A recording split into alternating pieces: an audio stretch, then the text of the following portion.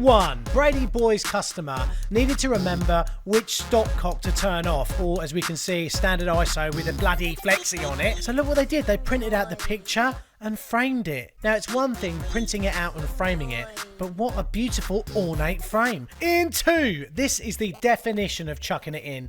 Lager Thompson sent us over this photo of a plumbing disaster. Someone's made a nice little table and they've even thought to put a little metal bracket fixing it to the floor and then whacked in a 4-tick tank with about 1 million different types of plumbing connection and fitting, none of which very good, none of it great. Even looking at that veneer, you can see where they've joined it together with little bits of wood. Everything's dreadful here. Thanks for finding this one, Lager Thompson. It's a great one. Thank you very much, babe.